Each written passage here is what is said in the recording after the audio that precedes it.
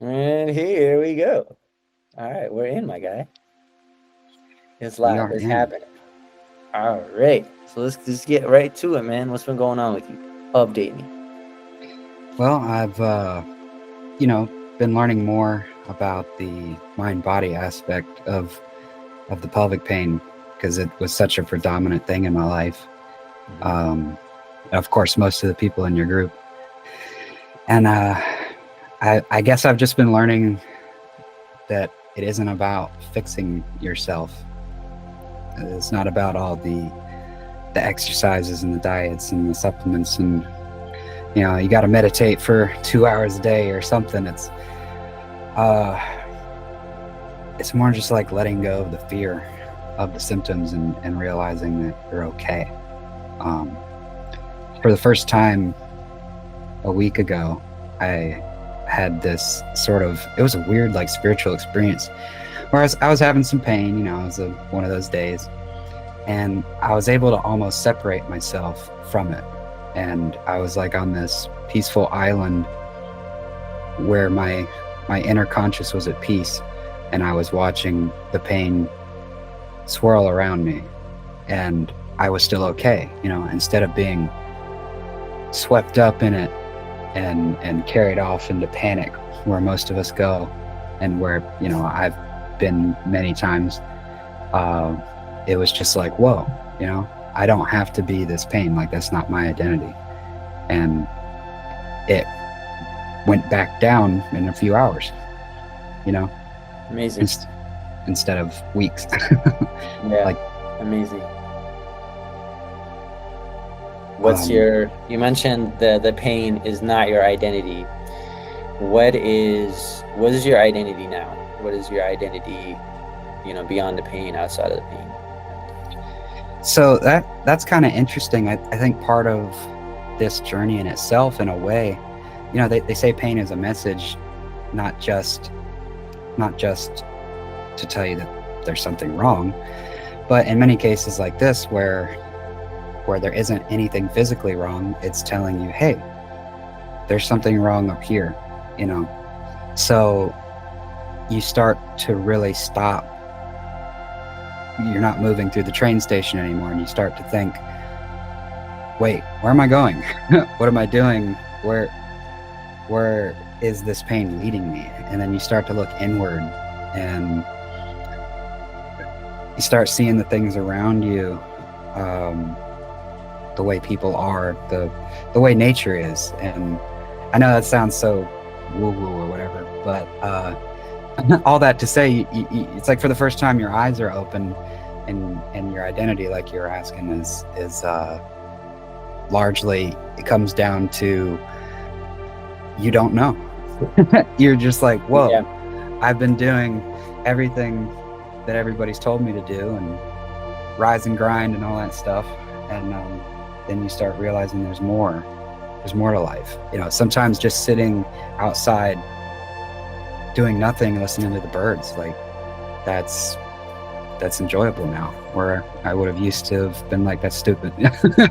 Yeah. and learning I don't have to be perfect. My identity doesn't have to be like success and wealth and all this stuff. Like, it could just be peace. Yeah. For sure. Yeah. The way I think about it, it's like chronic pain, like, turns you into a grandpa, like, within a couple of years. And you start to get it. You're like, oh, like, I get why, like, older people just sit on the bench and just enjoy life. They're just like, wow, this is actually amazing. Like, there's so much here already without having to, like, seek and search for it, and really try to do all kinds of things to get away from the moment right here. Just enjoy it. Yeah, I feel like the pain, in a way, is almost like a signal to stop. It's just like, stop doing all this craziness in your life, all this stress and pressure, and after a while your brain's just like, enough. Yeah. you know That's amazing, man. And I don't say that lightly, just kind of like as a response, because what you described is, I wouldn't say typical, but like pretty common on like the spiritual path. when people really start to question things. Some people call it an existential crisis. Some people call it the spiritual path, the path to enlightenment, awakening process, whatever you want to call it. The process of dissolving the ego, dissolving conditionings, programming, things that we just kind of got essentially just programmed and conditioned to react to without thinking about it. Things as deep as our identity, which we don't question. We're just like, oh, I am just this person. This is who I am. And it's really cool listening to those experiences you've had that sort of kind of shed away at those things that we take for granted. And, unfortunately, or maybe fortunately, definitely unfortunately, we get to this process after a lot of pain where you just can't, you're like, like I have to let go now. Like this can't be, like everything that I've been doing just isn't working. The only thing that I can think to do is to just fucking let it go. I had to get to the point where I learned to say no to people, no more people pleasing if possible. And if I'm feeling like, hey, I don't want to do that, it's going to stress me out today, I'm just going to be like, I'm not going to do that. Just simple things like the boundaries. And I'm not really sure where I'm even going, but was that something you had a hard time with before, like saying no to people, setting boundaries? Yeah, I was always, I grew up with somewhat of a, I guess, argumentative parents in childhood, and like a lot of people do, and also in a strict religious setting. So the combination of, having to act one way in the religious setting and then another way at home, you kind of learn to start being a peacemaker, trying to stop conflict and trying to do things to, keep the status quo. Then it's really not your job, It's responsibility that you're taking on. Like, you're a kid, you're supposed to be outside catching frogs or, putting Sharpie marks on the wall or something. But instead, you're trying to keep people from arguing. Not just people, like the closest people, the ones that you rely on for survival, affection, and just life. And then you go to that religious setting, and all of your friends, of course, are acting perfect, and they make you feel bad if you're not perfect. So you start this path of perfectionism and excellence, and you gotta get the highest grades, or else you're never gonna be anything in life. And then gotta be the most religious, the most righteous person, or else you're gonna burn forever.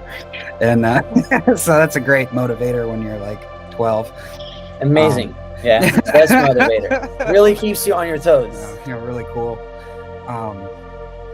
So when you start combining stuff like that, even as a child, you become a people pleaser, a perfectionist, someone who judges themselves harshly, and then you compare yourself to other people.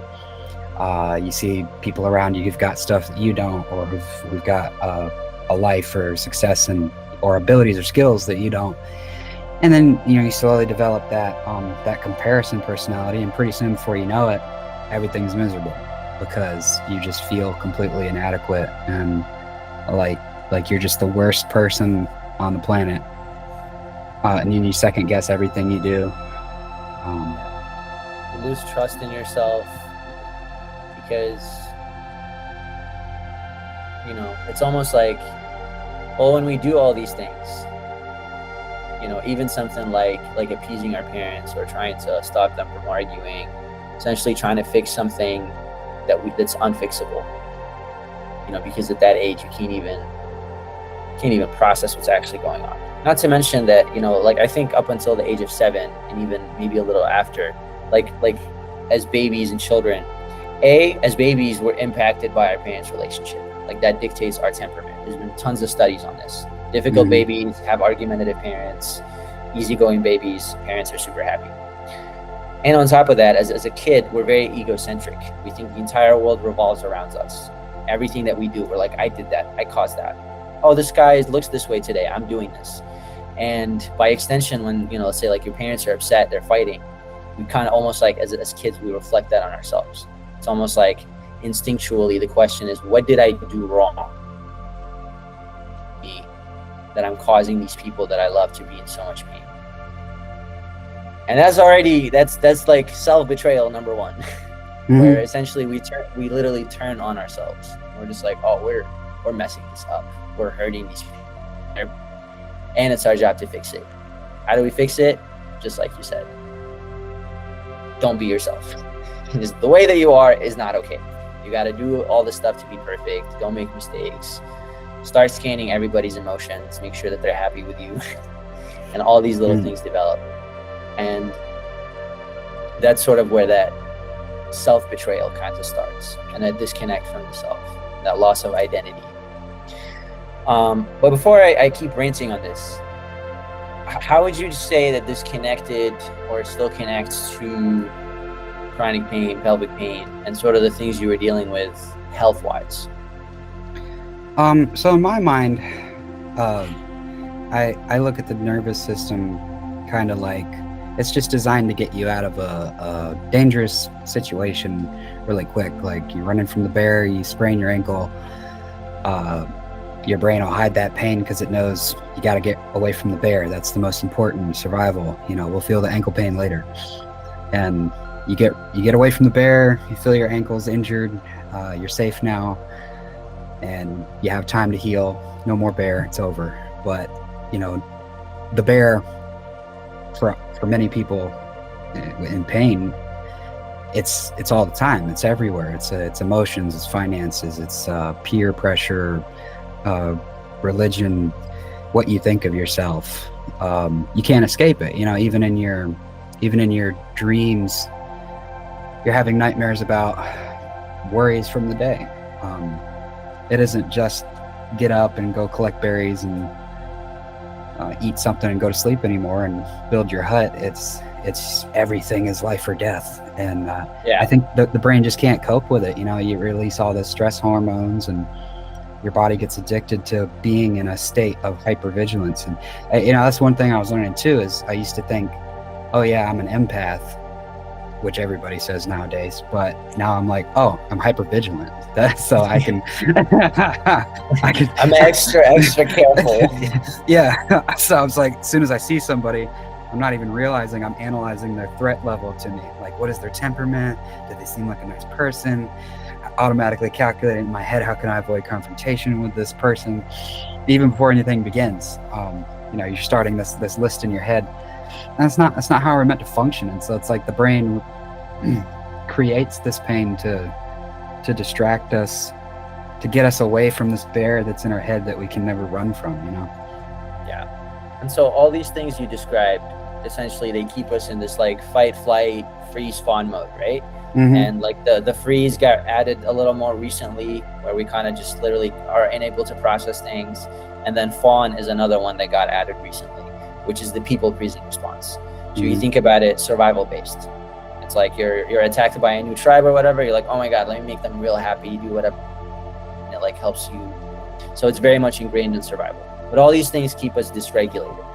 What's helped you regulate your nervous system the most, or just in general, what helped kind of bring you back to safety?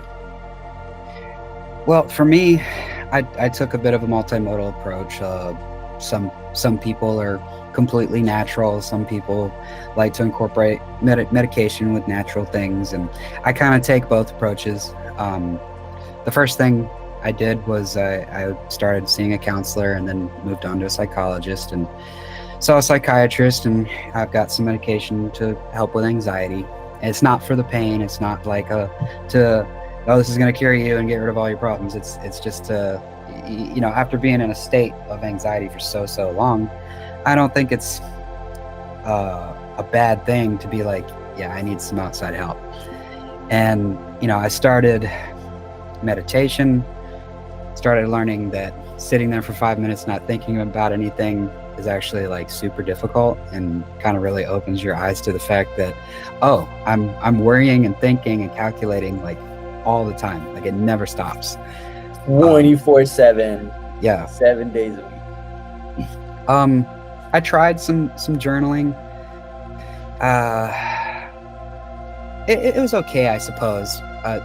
It's one of those things that some people either love it or some hate it, and some are just like, eh. I think, and sometimes I like to write. I feel almost like I journal through writing fiction.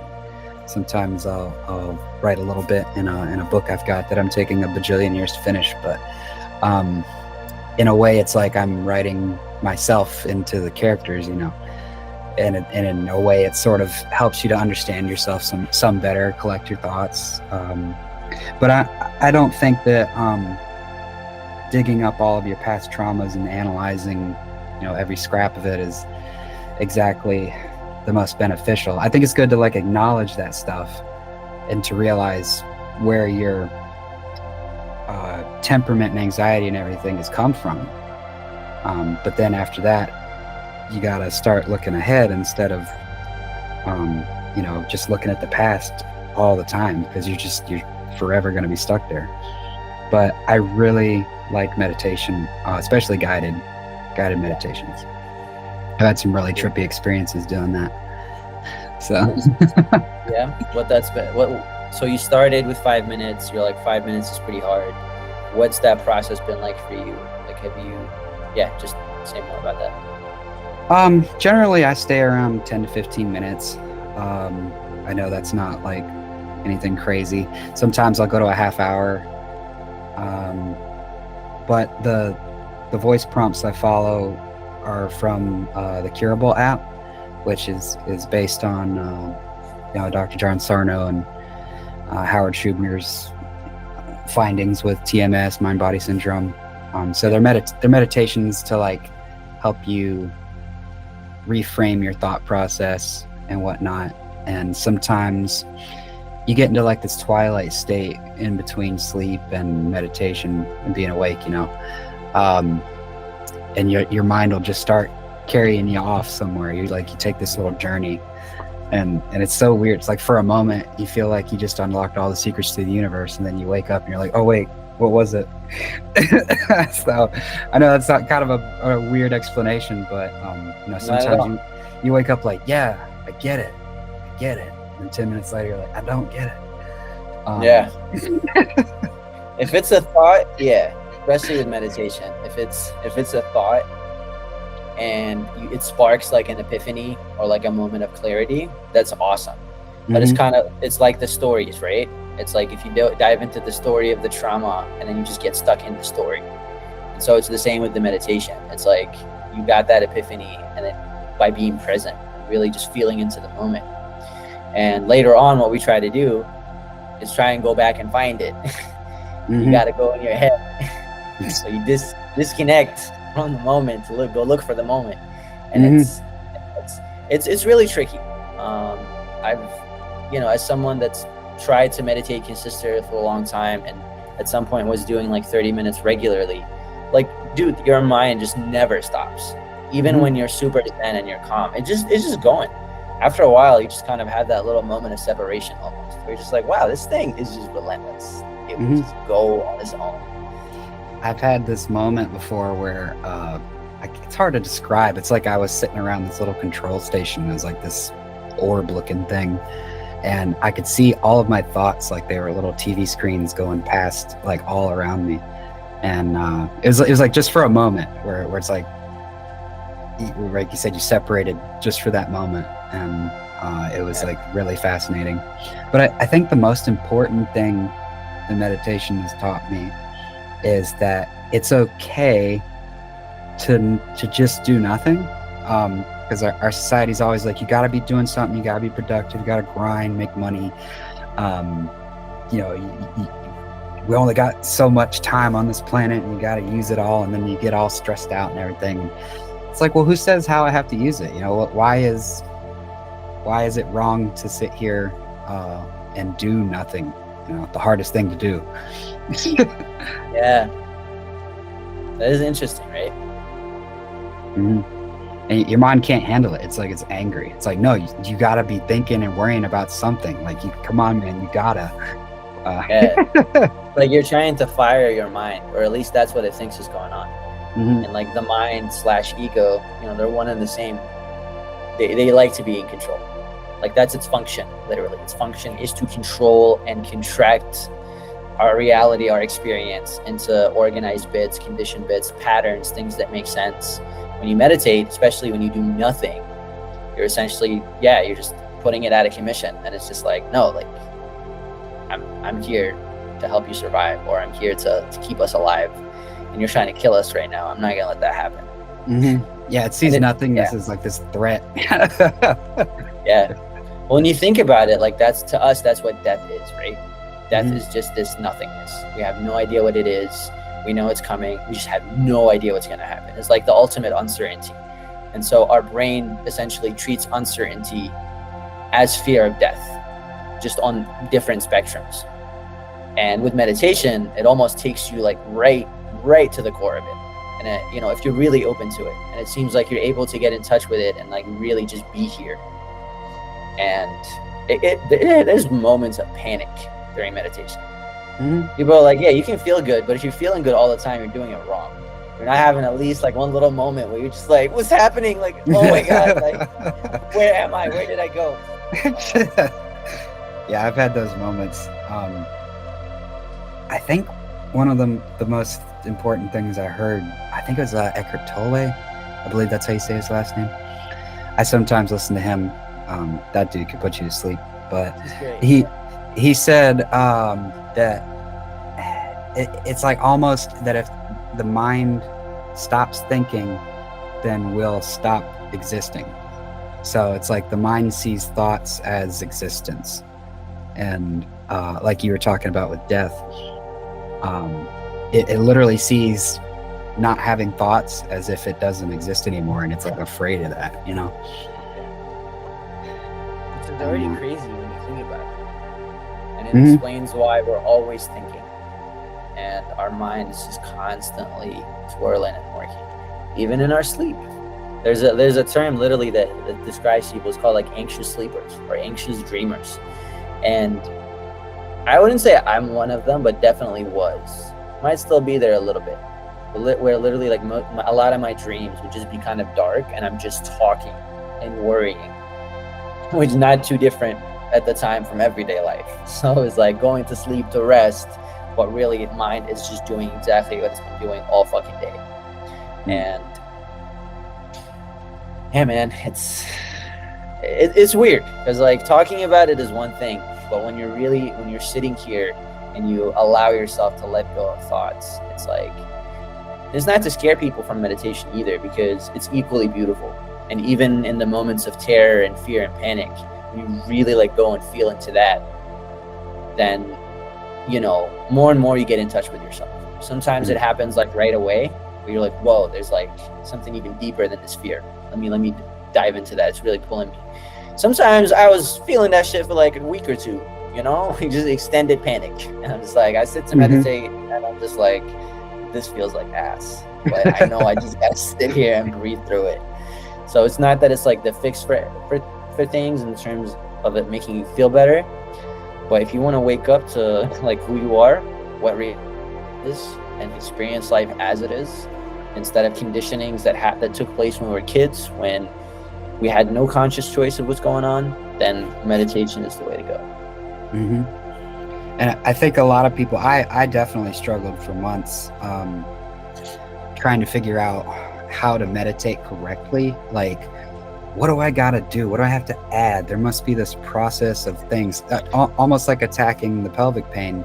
You're like, I gotta add all this stuff, this routine to get rid of this pain. And you start to think about meditation in the same way, because you'll see all these posts, like especially Reddit, people talking about all the stuff they do, and then when you really deconstruct it, it's just nothing, just doing nothing. You just stop trying. Literally, people want to meditate their fear away or their anxiety away, and like, no, you sit there and you don't fight it anymore. You just experience it. Yeah, and that's fucking scary. Terrifying. Excuse my language, but no, you're good. You're good. It really is, because it's like, we're conditioned to do this. B, at least for me, it's like 30 plus years of conditioning, of attachment to like the brain and the mind. So it's kind of like, imagine being with somebody for 30 years and then, you know, someone comes and tells you like, I'm sorry, this person died. It's like, that's almost like what it feels like sometimes when you really sink into this stuff.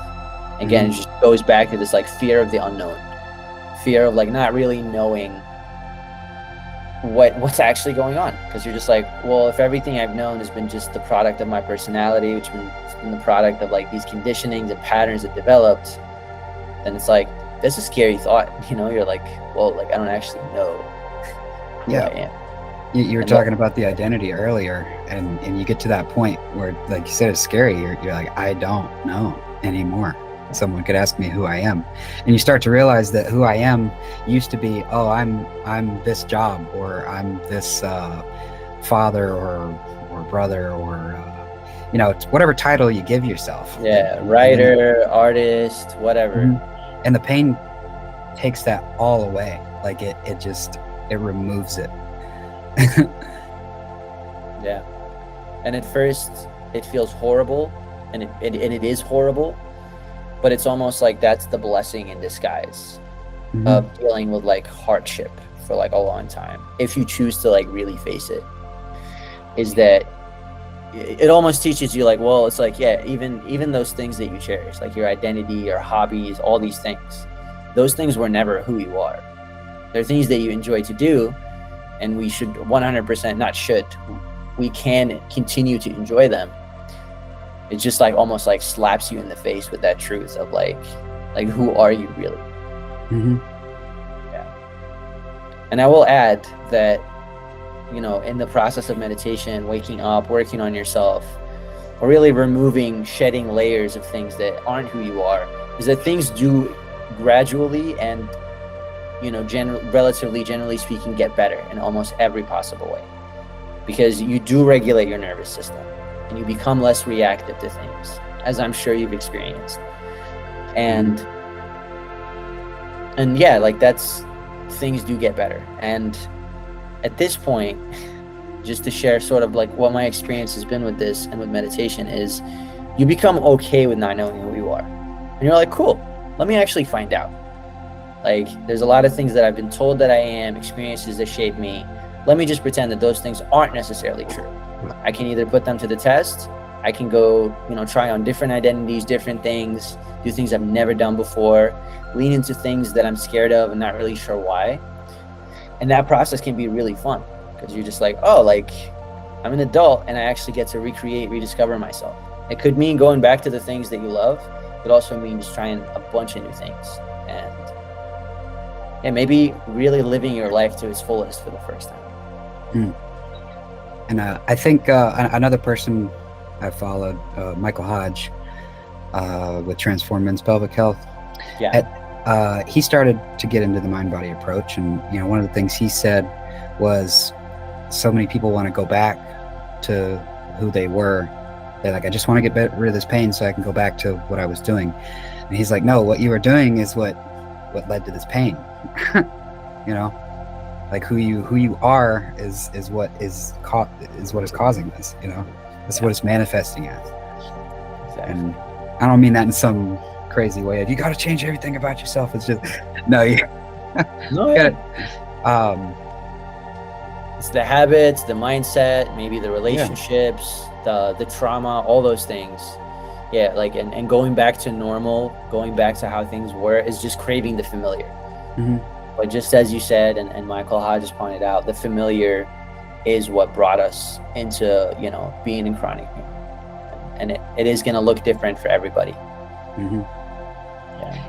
Yeah, unfortunately, like you said, it is different for everybody. And at the beginning, I wanted the answers of how do you do this? What is the 10-step process? And people kept saying, like you, who had already been through it, that it's different for everybody. I'm like, man, I don't want to hear that. Just tell me, tell me how to do it. Yeah. And you know, fortunately or unfortunately, I realized that this pain is more about the spiritual, mental journey and not about the pain. Like the pain isn't an indicator of how you're doing mentally. It's like a screaming child, you know. And exactly. Yeah. Perfectly put. Yeah, and if a 2-year-old kid falls over and skins their knee and starts crying, and then you run up to him like, oh my god, he's hurt. The kid's gonna cry even more and scream more, and then before you know it, everyone in the park is looking at you like you're beating your kid or something. Yeah. And instead, if you just let him cry and just be like, all right, come here. Yeah. Or you hold them. You love them. Yeah. Come literally here. It's okay. Don't have to get hysterical with it. And that's what we do with what I did for the longest time. I mean, it took me a year to accept the mind-body approach, before even really implementing it. Just skepticism and realizing that, oh, this is what I'm doing to myself. Like every time the pain comes up, I'm like, going to Google, going to forums, help, just pouring fuel on the fire. Mm-hmm. Yeah. I do like that analogy a lot, though, because in a lot of ways it's almost like you're reparenting yourself. You're taking care of your inner child, that part of you that maybe didn't really get to grow up with the best role model, or didn't get the love, acceptance, support it needed when it was little and it was most vulnerable. And again, this is not necessarily something that a lot of men talk about too, because you're just like, inner child, like, no thanks. That sounds lame. But it's like, okay, you can think that, but you were a child at some point, and most people haven't had the best childhood, and even some people have had a good childhood, and things still go wrong, and that's just part of what happens. And tending to that, it's like that's like your biggest responsibility, Mm-hmm. Like there's a reason why you're in so much pain, or we end up in so much pain. And kind of connects to everything with meditation too. It just really goes back to seeing different parts of your experience, parts of yourself, and just allowing it to be. And that's the highest form of self-love, because you're just I see this, I feel it, I allow myself to feel it, whether it's physical pain, emotional pain, whatever it is. And again, it's not even always just the negative stuff, because you could have a very happy child, right? And if you don't acknowledge that child's happiness, and you celebrate it with them, and you celebrate their wins and successes, you only scold them and notice when things are bad, then that child's gonna continue reacting this way. And one of the biggest epiphanies for me was actually celebrating my wins, expressing gratitude for my life, the things I have, and to myself for being good at certain things and doing certain things. And that was a huge release. I just felt the weight fall off. I was like, oh, I guess I'm not doing as horrible as I keep telling myself. Yeah. Thankfulness is one of the hardest things. I guess I'm still learning that. I think it's something you're always learning. Same. For the longest time, I wanted all of this stuff. I was so mad because I'm like, I don't have this stuff, the new truck, or the high-paying job, or the big house, or whatever. And then, like you said, when you stop to just be thankful, you kind of realize how stressful it is to be constantly wanting all that other stuff. Never enough. You can't have a break. Yeah, you got your 50-inch TV, and instead of just watching it, you're like, I need a 70-inch TV. Yeah. And so the whole time you're miserable just watching your 50-inch TV, because you can't stop thinking about, I need the 70. It'd be so much better. Yeah. And earlier, a minute ago, talking about the inner child. I think men especially are taught at a young age not to express emotions, to be tough. You just don't talk about that. That's girly or weak. And especially with anger, in particular, dudes get angry. We all get angry, and we're taught from age 2, if a kid is throwing a fit about something, instead of letting him throw the fit, as long as he's not hurting somebody or breaking things, just letting him get it out of his system. We're trying to get him to stop crying, stop throwing that fit. You can't. That's bad. Stop feeling what you're feeling. It's wrong. Yeah, you can't be feeling that stuff. That's not what we do. So Stop existing in this way. yeah. Unacceptable. So you grow up and then you harbor all this anger and rage, like John Sarno's, his key component emotion was rage. I think it's many different emotions. Yeah, again, different for different people, right? Yeah. Some people it is rage, some people it's fear, some people it's, sadness, grief, whatever. Mm-hmm. But the same concept could apply to any emotion where instead of trying to stop the emotion, you have to be able to sit with it and feel it. And that's kind of what goes back to meditation. Like, you don't have to be sitting there all posed up, like a monk to meditate. Like, you can sit on a chair with your eyes open, just staring at something in the distance and meditate. Or you can pick weeds, not thinking about anything except picking the weeds and feeling the anxiety or the fear or the anger or whatever. So, I mean, I definitely know nothing about neuroscience or whatever, except whatever I've learned.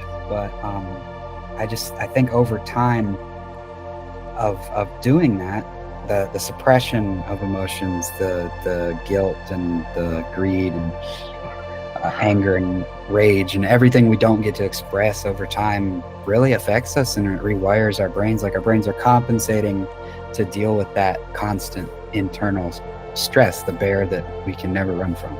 The invisible bear. Yeah, the invisible bear. The immortal invisible bear. That sounds like that'd be an awesome, like, Marvel superhero, the immortal invisible bear. All right, let's run with it, man. Or it could be a villain. That's what we can call it. Yeah, it's been a villain in our case, but well, there's already a movie called Cocaine Bear, so I feel like we're not gonna be too far off from what's already out there. Cocaine Bear and Sharknado. Put them together. They go. I wouldn't be surprised if it's the same guy who made both of them. What would be cool? Bears on cocaine. Yeah. Talk about a spiritual experience. Dude, those bears, you're gonna be like, bro, those blueberries don't hit the same anymore. I've seen things. Like, I've tasted how good it can be. These blueberries. Oh, wow. That's funny. Well, we're just close to sort of like wrapping up our time.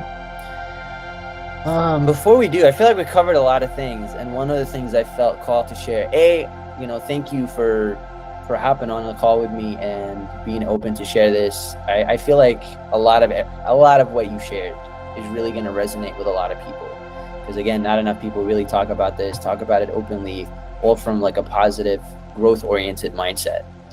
And the second thing that came, that we already kind of hinted at this, but this experience will be different for everybody.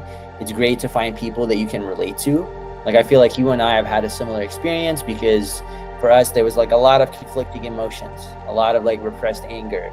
We had like a lot of creative outlets to work through things, and a good chunk of the guys that approached me to work with me have sort of been similar.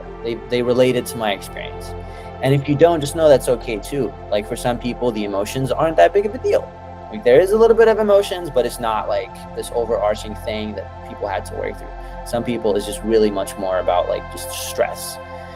For some people it could really be some kind of chronic thing that developed from gut health, and it causes like recurring urinary issues. For other people it could be like really messed up posture. Like the rates of scoliosis are astounding. And working with people on a day-to-day basis, everybody I work with has some sort of like postural issues. And again, all these things are different forms of stress, and how we deal with that stress, how we're present to it and work through it, is the most important thing. And like you said, if we respond to it by panic and amp up the alarm signal higher than it already is, we're really just causing our whole system just to be in chaos mode, and it's a recipe for disaster. And we all feel this and know it.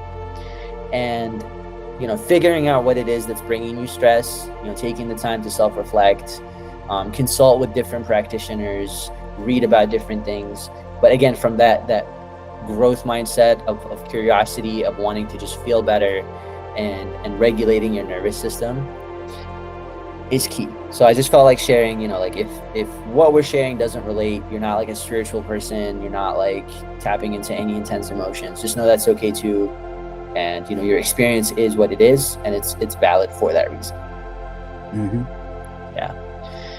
Before we wrap up, man, do you have any like key takeaways or kind of like closing thoughts that you want to share? I think there might just be a couple quick things. I think, like you said, everybody's different. Everybody has a different approach, but I think no matter what way works for you, like some people, stretches, physical therapy, that's really great for them, feels great. For me, it didn't do much. Some people, diet is a great thing. For me, it didn't do anything. But I think no matter what approach you take, you got to work more on fixing the fear instead of fixing the pain. The pain is just the result. It's the symptom of what's actually going on. And, I don't want to get deep in anything, but I know at the height of pain, your mind can go to dark places, and, just hang in there and reach out to somebody if you go to that dark place. I was there at one point, so I know what it feels like. And some people, especially, get really caught up in wanting to know. They want to find somebody who has the exact same specific symptoms that they do, or the exact same specific label, like prostatitis, pudendal neuralgia, bladder pain, IC, CPPS, hypertonic, pelvic floor. All these names, or I think for women, vulvodynia or something. It's all the same. It's all the same presentation. It doesn't matter what you were told you have by doctors. They're just guessing for the most part, unless you got us for real, like serious. Oh yeah, that's the problem right there. Which for some guys, again, that's the experience. Like some guys had like really bad like anal fissures. Not a fun thing to say or talk about, but for them that's kind of what initiated things. For other people, there was like real tangible things. Like you said, the fear and the stress pretty much always plays a role, and it's either going to make it worse or it's going to lead you closer to the solution. And you got to believe that you can get better. Like you don't have to believe 100%. You just got to believe more than you doubt, because the doubt will always take you back to Dr. Google. And if you're going to go to Dr. Google when you're stressed out, you're going to be looking for things that match that stress and confirm it. You're not going to look for role models. You're not going to look for success stories. So if anything, you should only go to Google and Reddit when you're feeling good, and you go and you find other people that have like succeeded through this and healed from it. And then you just amp that emotion up. You amp that excitement. And that's how you start believing, if you don't already. Yeah. And of course, your platform is great.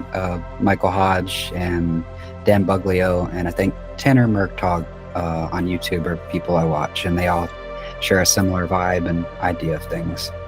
Excellent. Yep.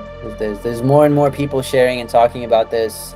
Honestly, in the next 3 to 5 years, hopefully this will be just another, chronic condition that's like more recognizable and easier to treat. And I don't mean by conventional medicine. Hopefully in the next few years, functional medicine approach really takes over, and we start addressing its root cause. But lots of people are talking about this. Plenty of people have healed from it. And I want to voice it out there.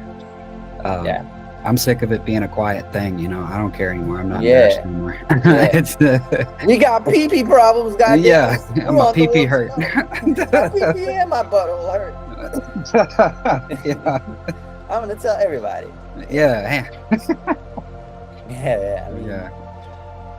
It does feel good when you just let it off your chest. But no, there's like all kinds of things that guys are dealing with, and what kills my soul is like seeing guys that like talk about removing their prostate, or they start taking Cialis, or they become addicted to meds, or their number one thing is like, I'm gonna go have surgery. I'm like, wait, look at what other people have done that's worked. Consult with other doctors. You gotta understand, these people make money off of you.